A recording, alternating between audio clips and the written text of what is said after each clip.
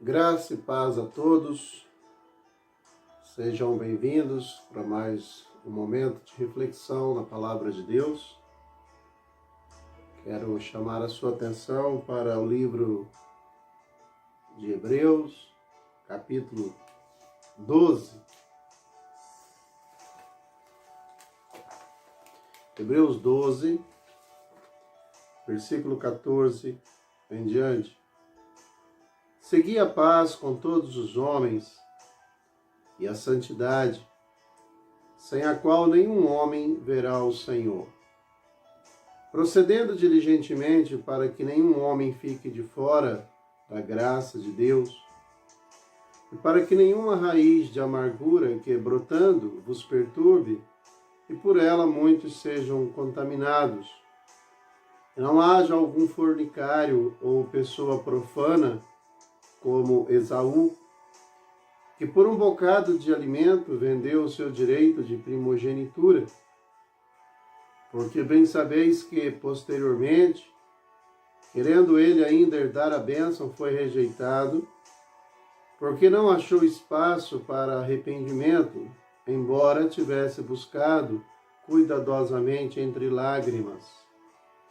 Porque não chegastes a um monte que possa ser tocado, queimado com fogo, nem ao negrume, a escuridão e a tempestade, e ao som de uma trombeta, e à voz das palavras, a qual os que ouviram pediram que se lhes não falasse mais, porque não podiam suportar o que se lhes ordenava, e se até um animal tocasse o monte, será apedrejado ou transpassado com um dardo.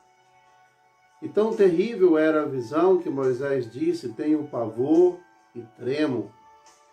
Mas chegastes ao monte Sião e à cidade do Deus vivo, a Jerusalém celestial, e a uma companhia incontável de anjos, a igreja e a assembleia geral dos primogênitos, que estão inscritos no céu, e a Deus, o juiz de todos, e aos espíritos dos homens justos aperfeiçoados, e a Jesus, o mediador de um novo pacto, e ao sangue da aspersão, e comunica algo melhor do que aquele de Abel.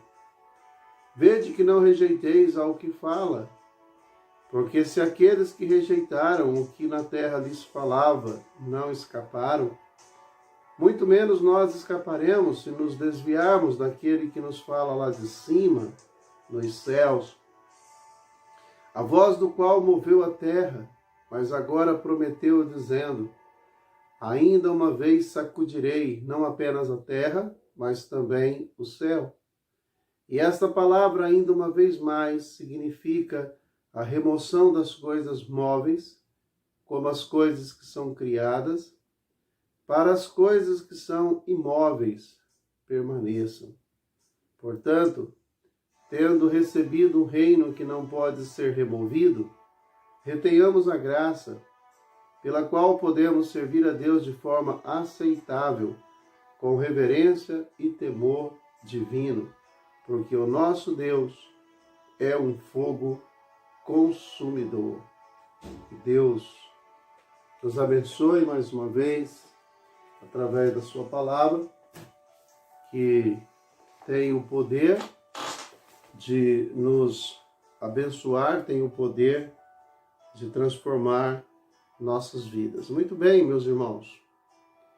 Nos 2 vídeos anteriores, nós também dedicamos a nossa atenção para o que o autor aos Hebreus está escrevendo no capítulo 12. E nós estamos falando de uma carreira, de uma corrida que está proposta para nós que somos cristãos, crentes em Cristo Jesus. Temos toda a nossa vida para percorrer este caminho que o Senhor colocou diante de nós. Isso nos faz lembrar do que Paulo escreveu aos Efésios no capítulo 2, no versículo 10, quando ele diz que nós somos feituras sua, criadas em Cristo Jesus, para as boas obras, as quais Deus preparou para que andássemos nelas. ou nela. Então, entendemos que após a nossa conversão, Deus abre um caminho, Deus estabelece um caminho, Deus propõe para nós uma corrida e nós devemos, como servos obedientes, trilhar por este caminho, por esta vereda que o nosso Deus estabeleceu para cada um de nós. E a ideia trabalhada, desenvolvida, certamente é sobre perseverança. Nós não podemos parar, vimos isso no primeiro vídeo, porque devemos estar em constante movimento, sempre nos projetando para frente, em direção ao alvo. Durante esse período nós entendemos que passaremos por disciplinas, como uma forma de amor de Deus, como uma forma do cuidado de Deus, aonde Ele está nos condicionando cada dia mais, através de cada disciplina, Deus está nos moldando, nos amadurecendo, para que possamos prosseguir, olhando para o alvo, para que possamos atingir o alvo, ou o prêmio proposto para aqueles que vencerem. Mas hoje, deixando um pouco os versículos de 1 a 13 para trás, eu quero partir do versículo 14 e quero avançar um pouco mais até chegarmos ao final do capítulo 12. Muito bem. Quando nós iniciamos aí esta carreira cristã, nós certamente tínhamos um alvo em mente. E o nosso alvo em mente era a chegada, a ultrapassar aquela linha de chegada. Aqui no versículo 14, o autor explica esse alvo. O alvo transferido para uma vida cristã prática é alcançar a paz com todos os homens e um grau de santidade diante de Deus. E quando nós nos lembramos do que olhamos no vídeo passado, o fruto pacífico, o fruto da justiça, isso traz aí à nossa memória o ministério de Cristo como o nosso sumo sacerdote, que ministra de forma tão maravilhosa em nosso benefício. E no versículo 7 ao versículo 12 de Hebreus, nós vimos no capítulo 7, versículo 1 a 2 de Hebreus, o autor descreve Jesus como o Rei da Paz e o Rei da Justiça, aquele que nós sabemos que deu a sua própria vida, se entregou como sacrifício, e desta forma, ele, como o próprio Isaías nos falava, ele se constitui o Rei da Paz. O seu reino não é um reino de guerra, não é um reino de conquistas, porque o reino de Cristo é um reino de paz, é um reino de gozo, de alegria, um reino sem nenhum problema, e há uma justiça que predomina. Então, é preciso aqui muita dedicação da nossa parte para que possamos correr esta corrida realmente com sucesso, com bons resultados. E o apóstolo, ou melhor, o autor aqui, ele se preocupa com a possibilidade do nosso afastamento da graça de Deus.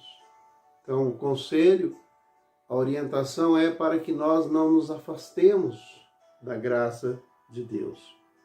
Nós sabemos que a graça de Deus, ela realmente não falha, mas é possível que nós possamos deixar de nos valer dela por nos afastar daquilo que Deus tem preparado para nós. Vocês se lembram dos Gálatas? Eu até citava em vídeo anterior. Paulo disse que eles começou no espírito e estava terminando na carne. E Paulo falou, se vocês agirem desta forma, da graça vocês estão caindo. Isso quer dizer que eles estavam se afastando da graça de Deus. E isso teria resultados terríveis para as suas vidas espirituais. Quando nós olhávamos na sessão sobre a disciplina de Deus, nós vimos que é possível Deus disciplinar de uma forma muito dura aqueles que insistem em viver longe dele, fora dos seus propósitos, né? Então, no final aqui desse capítulo, no versículo 28, nós vamos ver também aqui uma nova ênfase, uma nova referência sobre a graça de Deus. Então, o que queremos hoje trabalhar, nós queremos olhar para a capacitação da graça de Deus. O que a graça de Deus ela pode fazer em nosso benefício durante esta corrida. Nós não estamos sozinhos nem desamparados, nós não estamos à mercê da sorte, mas nós temos um Deus como um grande treinador que está ao nosso lado, que está acompanhando a nossa performance, que está acompanhando o nosso rendimento, a nossa condição, e durante toda a corrida.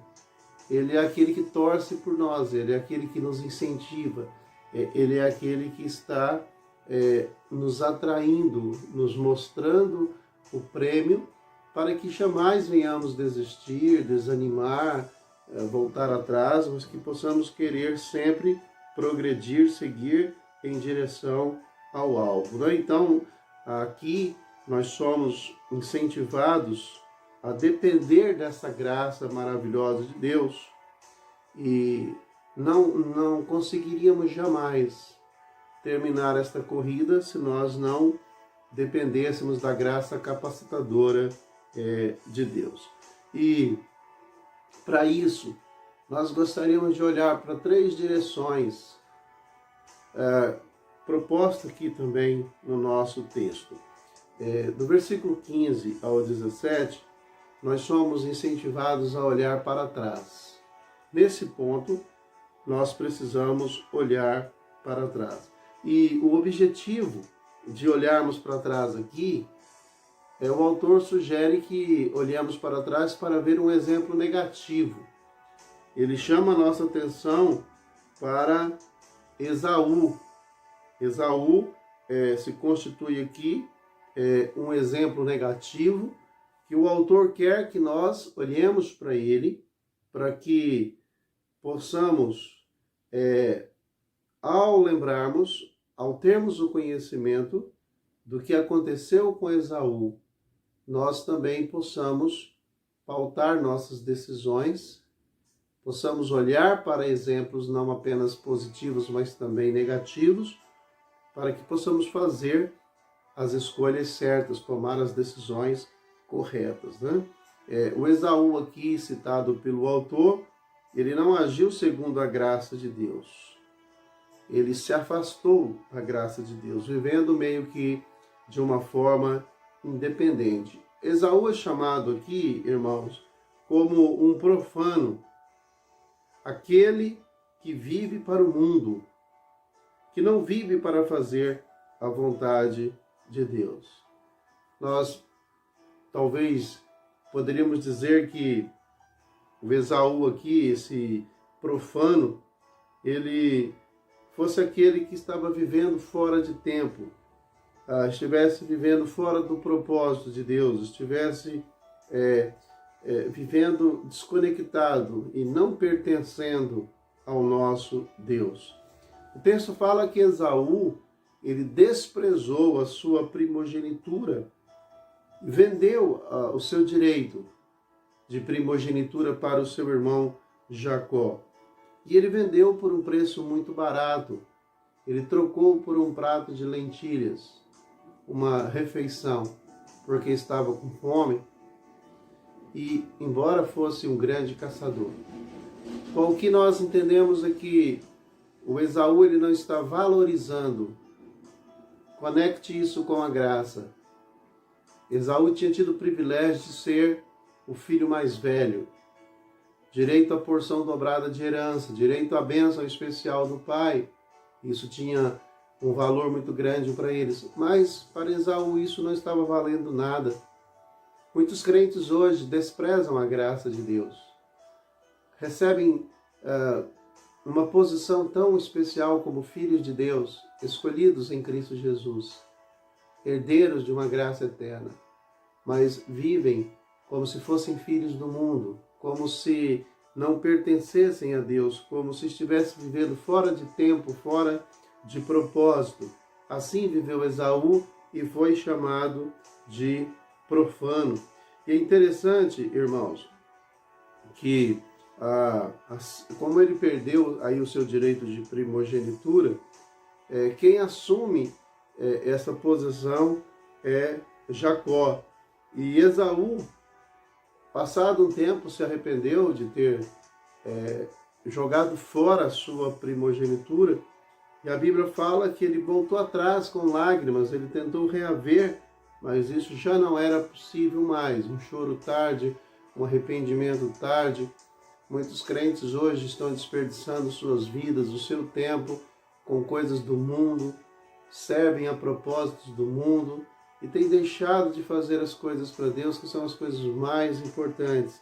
E alguns até às vezes se arrependem, querem voltar, mas já não tem saúde mais, já não tem tempo mais, já não tem condições.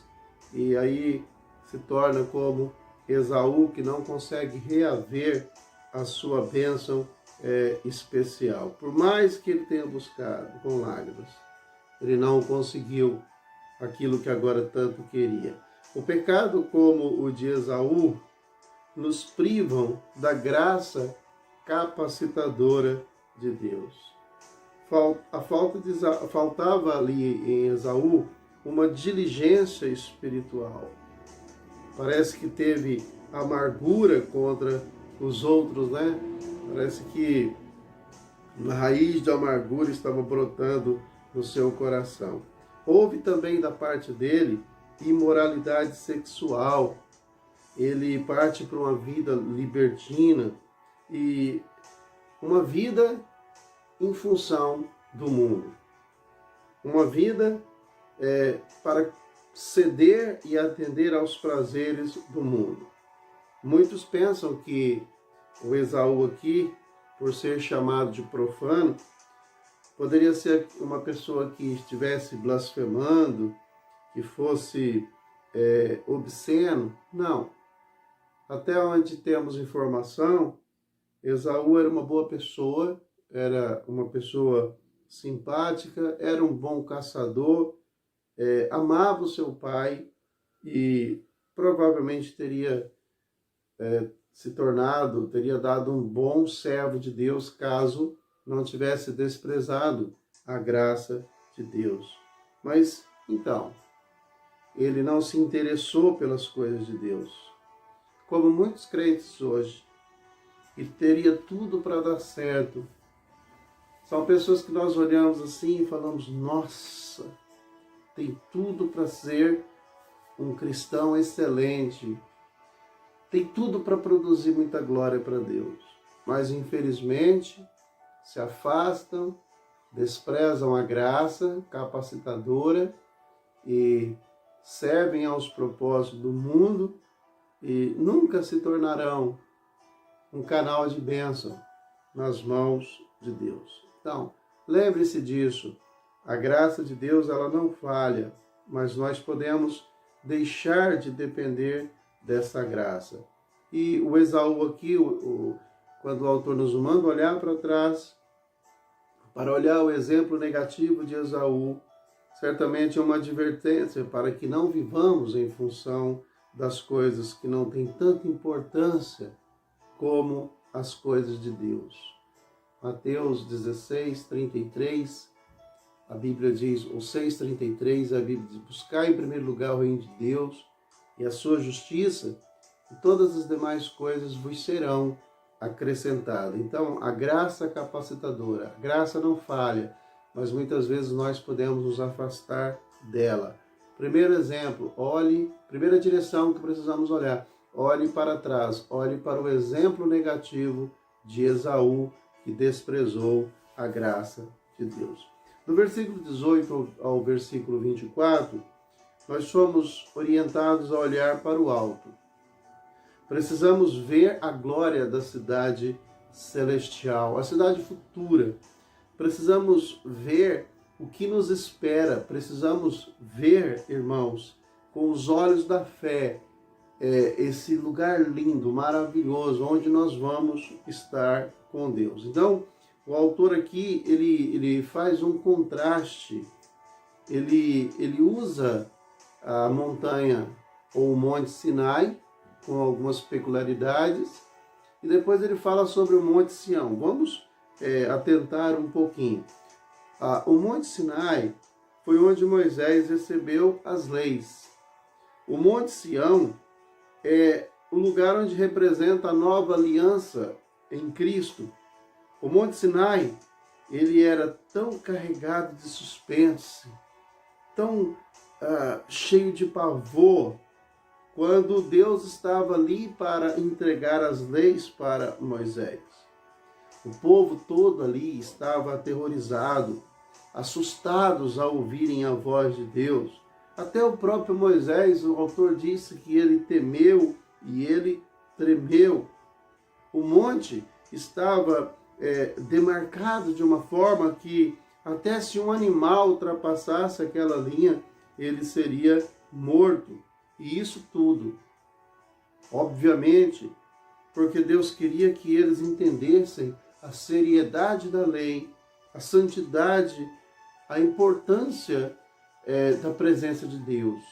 Por isso Deus se manifesta de uma forma tão grande, de uma forma tão séria, de uma forma tão profunda, aonde as pessoas daquele tempo precisavam entender que aquela terra agora era santa, Deus estava ali, era um lugar onde o pecado não podia entrar, era um lugar onde eles tinham que levar muito a sério. A nação estava ali diante de Deus, como falamos no vídeo anterior, como um filho pequeno, como uma criança que precisava aprender uma lição, e a lição tinha que ser forte. Deus queria ensiná-los de uma forma forte, para que eles deixassem de ser criança e pudessem amadurecer. Então, é esta representatividade do Monte Sinai, colocada pelo escritor aos Hebreus aqui. Mas há um grande alívio quando passamos do Sinai para o Sião, ou o Monte Sião. Agora o Monte Sião representa a cidade celestial, a nova aliança no sangue de Jesus. É isso que o autor quer fazer. Ele quer tirar a atenção dos seus leitores do Monte Sinai, um lugar carregado de seriedade, de temor, para o Monte Sião, que representava a cidade celestial, né? O monte de Deus, a cidade maravilhosa. E foi para esta cidade, meus irmãos, que a nuvem de testemunha, os heróis da fé do capítulo 11, os patriarcas, eles estavam olhando pela fé, durante a jornada deles também, durante a corrida deles também. O que atraía era a visão da cidade celestial. E sempre falamos da importância de termos um alvo assim, caminharmos o hoje, o agora, olhando para a cidade celestial, olhando para a nossa partida quando vamos estar com o Senhor. Jerusalém terrena estava prestes a ser destruída pelos romanos, mas a Jerusalém celestial, ela permaneceria para sempre. O autor também nos fala dos cidadãos que povoam esta cidade.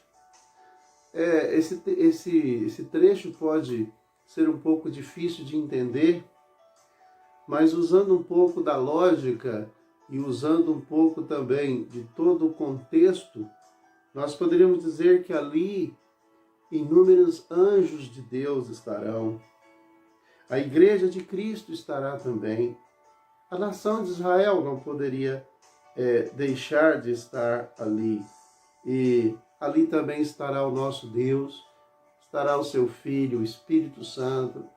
O livro de Apocalipse nos informa sobre criaturas que estarão ali. Talvez nós não tenhamos, irmãos, a informação exata e correta, mas certamente todos que estiverem ali estarão porque Deus os amou, porque Deus tem prazer na presença de cada um deles, inclusive na minha presença, na sua presença. Nós que fomos lavados com o sangue de Jesus, nós estaremos ali fazendo parte deste grupo que vai povoar aquele lugar. E Jesus Cristo, ele será o mediador dessa cidade, porque ele foi aquele que deu a sua vida, aquele que derramou o seu sangue por nós. Nos versículos 4 do capítulo 11, a Bíblia faz uma referência a Abel, que no seu tempo deu testemunho. Abel viveu pela fé. E o sangue de Jesus nos fala também. O sangue de Abel fala, o sangue de Jesus fala, porém o sangue de Jesus nos fala de coisas superiores ao que fala o próprio sangue de Abel. Versículo 24, nós vimos isso. Lembramos que a voz do sangue de Abel clamou da terra e pediu justiça, lá em Gênesis 4, versículo 10, enquanto o sangue de Cristo fala do céu e anuncia a misericórdia para os pecadores. O sangue de Abel fez Caim sentir-se culpado, porque ele fugiu, ele temeu, mas o sangue de Cristo nos faz sentir que somos livres, nos faz sentir que não há culpas, que não temos culpa, nos faz sentir que Deus abriu para nós um caminho. Então, o sangue de Jesus fala de forma superior em relação ao sangue de Abel. Se não fosse o sangue da nova aliança, se não fosse o sangue de Jesus derramado na cruz do Calvário, jamais poderíamos entrar na cidade celestial. Então, a vitória declarada na morte e ressurreição de Jesus, o poder do sangue de Jesus, nos dá a condição de olhar para esta cidade celestial e saber que um dia estaremos lá, porque Cristo conquistou esse direito para nós. Então, devemos olhar para trás para ver o exemplo de Esaú, devemos olhar para o alto e contemplar as glórias do céu. No capítulo 11, versículo 27, Moisés permaneceu firme, como quem vê aquele que é invisível. Na declaração dos heróis, daqueles que viviam pela fé, Moisés permaneceu firme, como quem vê aquele que é invisível. Os patriarcas todos, eles perseveravam ao olhar adiante para a cidade que Deus preparava para eles. Então, meus queridos, quando olhamos para o alto, quando olhamos e focamos na cidade celestial, nunca haverá uma situação, nunca haverá um momento em que sejamos convencidos a desistir de continuar caminhando em direção. Pode vir pandemia, pode vir guerras, podem vir problemas, mas nós sabemos que a palavra de ordem não pare, nós precisamos continuar olhando. Muitas coisas que estão acontecendo podem ser disciplinas de Deus, porque Deus quer nos condicionar e nos preparar para que cada vez continuemos avançando até alcançar o alvo. Não será aqui o lugar do nosso descanso. Temos que levantar as mãos, exercitar os joelhos, estarmos em boa forma para poder continuar. Eu quero dar um recado para você, meu irmão, que tem vivido como Esaú, desprezado as coisas de Deus tem se afastado da graça. Você que eu costumo dizer que a mão de Deus ela é pesada, mas muitas vezes a mão de Deus está parada e nós mesmos entramos debaixo dela. Então, coloca a tua vida em ordem, sirva os propósitos de Deus, não se afaste da graça, não caia da graça, mas esteja aí sendo trabalhado, preparado por Deus para continuar. Talvez o que te fez desistir, talvez o que te fez desanimar, foi porque você tirou o teu olhar do alto, colocou o teu olhar nas coisas da terra. Coloca o teu olhar no autor e consumador da fé, Jesus Cristo. Coloca o teu olhar na cidade celestial. E essa é a nossa próxima a próxima direção, embora olhando para o alto também é uma identificação com a cidade celestial. É olhar adiante, olhar para frente. Nós precisamos ver o reino inabalável que o autor está nos dizendo aqui. Deus nos fala por meio da sua palavra e da operação dele no mundo. Toda vez que meditamos na palavra como agora, Deus está falando ao nosso coração. Nós estamos vendo a mão de Deus regendo as nações. Então nós devemos ouvir o que Deus nos fala.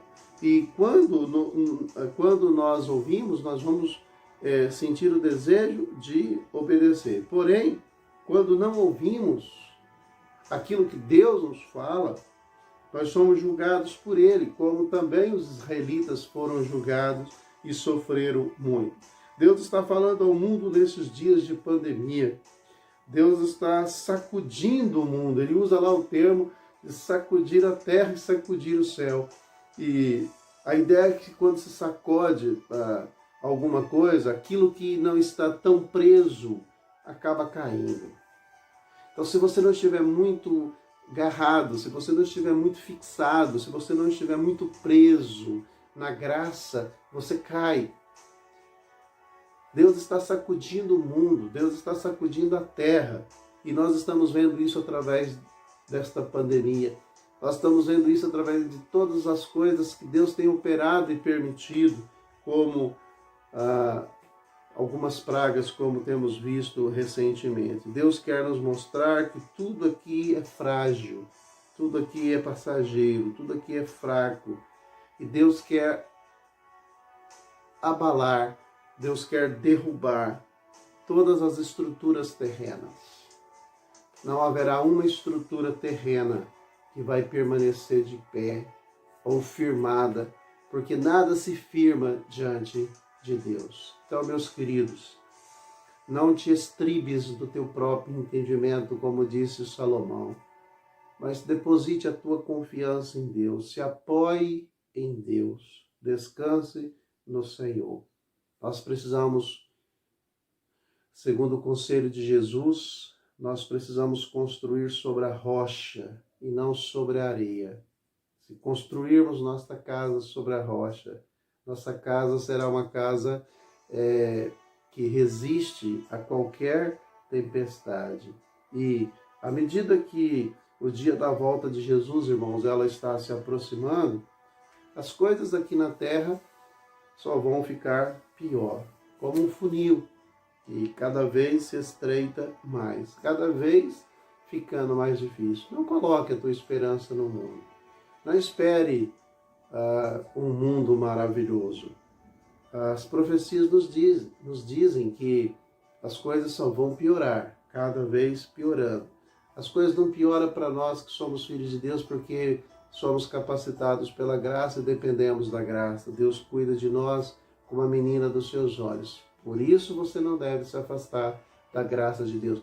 Não saia debaixo das suas asas, porque desta forma você estará correndo muitos perigos. Então nós, os que cremos, nós estamos seguros, porque o reino é um reino inabalável, como diz o autor. O que devemos fazer enquanto estamos aqui, irmãos, vivendo na terra e transcorrendo este caminho, ouvirmos a palavra de Deus e obedecer. receber graça diariamente para servir ao Senhor com reverência e temor. O que devemos fazer é não ficarmos distraídos com aquilo que está acontecendo ao nosso redor. Conta-se a história de um pássaro que estava iniciando seus primeiros voos, seus primeiros passeios, e ele visualizou na superfície um vendedor de minhocas. Então ele desce para comprar as minhocas e ele descobre que o preço das minhocas era uma pena. Então ele logo arranca uma de suas penas e troca por uma minhoca e vai embora saborear sua minhoquinha. Dali a pouco ele volta, ele quer comprar outra minhoca e mais uma vez ele arranca uma pena.